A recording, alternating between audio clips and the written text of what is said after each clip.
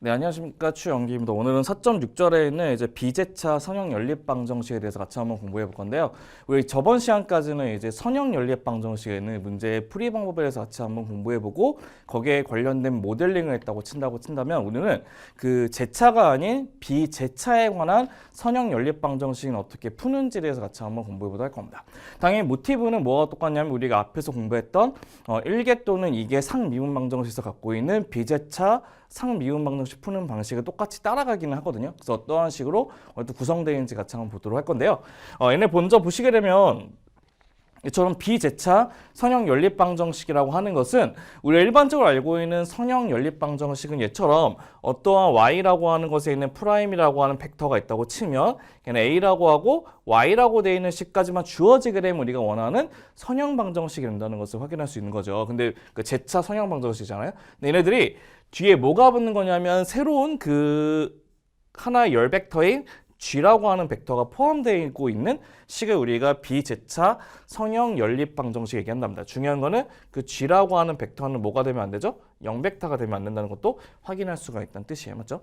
그래서 우리는 그러면 얘네들 구할 수 있는 방법은 어떻게 되냐? 그 해가 어떤 식으로 구성이 되어 있냐면 우리가 앞에서 공부했던 거 똑같이 돼 있어요. 어떻게 되어 있냐면 첫 번째는 얘네처럼 여기 있는 제차 방정식으로 구성되어 있는 해가 존재가 하게 돼요. 그 해를 뭐라고 하냐면 y에다가 h라고 해서 여함수 꼴이라고 주어지게 되는 제차 방정식의 해가 존재하게 될 것이고, 두 번째는 또 뭐가 될 것이냐면 여기 있는 g 벡터에 관해서 존재하게 되는 새로운 해가 존재해요. 걔를 특수해라고 하는 particular solution이라고 얘기할 수 있답니다. 그래서 우리가 원하는 얘네들의 갖고 있는 방정식의 해라고 하는 거는 어떻게 구성될 수 있냐면 걔네들이 제차 방정식이 만들어지는 y의 h가 한번 더 여함수 꼴하고 두 번째는 particular solution이라고 하는 y의 p라고 하는 두 개의 함수의 합으로 결합되고 있다는 것이 우리가 얘기하는 비제차 선형 연립 방정식의 해를 구하는 방식이 된다고 한답니다.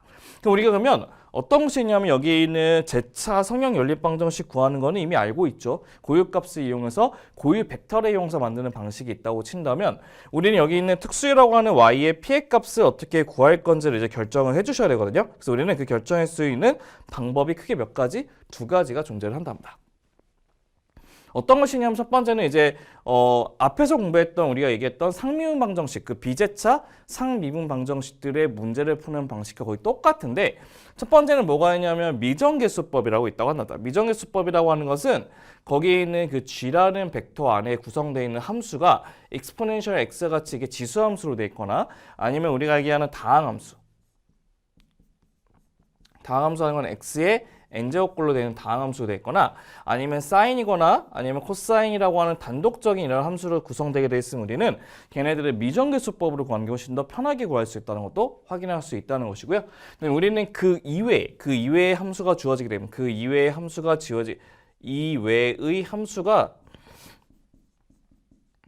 주어지면 우리는 무조건 매개변수 변환법이라는 것을 이용해서 구할 수밖에 없다는 겁니다. 그래서 우리는 미정계수법하고 그다음 매개변수 변환법이 있는데 미정계수법 우리 기억하듯이 총 몇 가지가 있죠? 총 몇 가지가 있냐면 총 세 가지가 있어요. 첫 번째는 뭐가 있냐면 기본규칙이 있어요.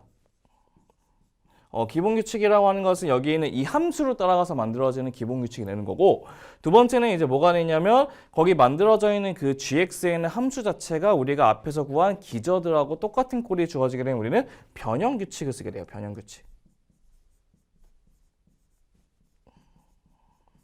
변형규칙에 있어서 우리가 만들 수가 있다는 거고 근데 우리가 이처럼 이게 그 서로 다른 함수 exponential x나 sin 같이 서로 다른 함수들의 결합으로 표현했을 때 우리는 합규칙의 이용을 쓰고 있어요. 합규칙 맞죠?